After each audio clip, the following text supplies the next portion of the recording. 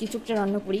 চলো স্পেশাল কিছু রান্না করা যাক, তাই ভাবলাম তোমাদের সাথে শেয়ার করি। এখানে মুরগির মাংস নেওয়া হয়েছে 1 কিলোর মতো, আর এখানে আমি সব মশলা একসঙ্গে দিয়ে মাখিয়ে তারপর রান্না করব।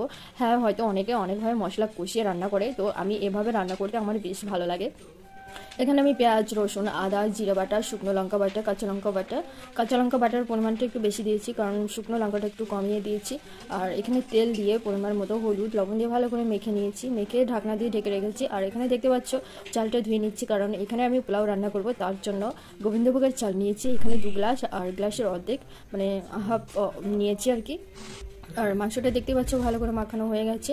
আর এখানে 2টো পেঁয়াজ কুচিয়ে নিচ্ছি, কারণ চালটা আমি যখন ভাজবো তখন চালের সঙ্গে এই পেঁয়াজটা ইউজ করব। আর এখানে একটু টুকরো আদা নিয়েছি, কারণ আদার রসটা ইউজ করব ওই চালের ভিতরে। কারণ যখন গোবিন্দভোগের চালটা ভেজে রান্না করব তখন চালটার অনেকটাই মানে গন্ধ বের হয়।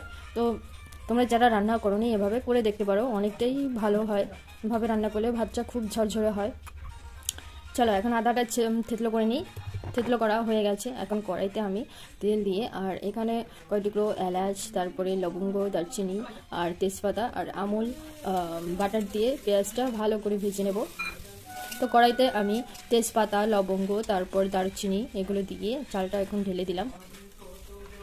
এখন ভালো করে নাড়াচাড়া করতে হবে যাতে নিচে লেগে না যায় বা পুড়ে না যায়। আর চালটার উপরে আদার রসটা এখন দিয়ে দিলাম, দেখতে পাচ্ছ এটা স্মেলটা অনেক সুন্দর হয়।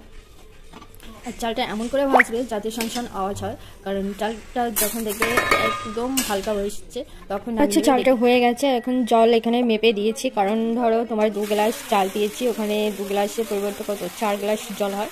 তো ওখানে এক্সট্রা আমি 1 গ্লাসের অর্ধেক চাল নিয়েছিলাম, তার জন্য আরেক গ্লাস বাড়তে হয়, মোট 5 গ্লাস। তো ওখানে আমি 4 গ্লাস জল দিয়েছি।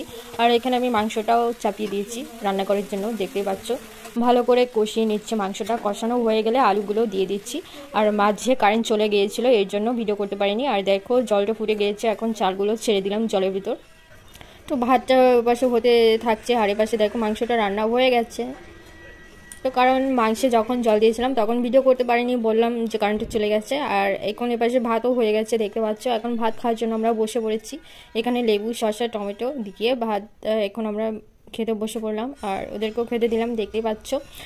ওদেরকে আবার জিজ্ঞেস করলাম যে কেমন রান্না হয়েছে, বললো যে না ভালো হয়েছে। তো আমিও খেতে বসে পড়লাম। আর আমার ব্লগটা যদি তোমাদের ভালো লাগে like, comment, share and subscribe করে দিও। টাটা।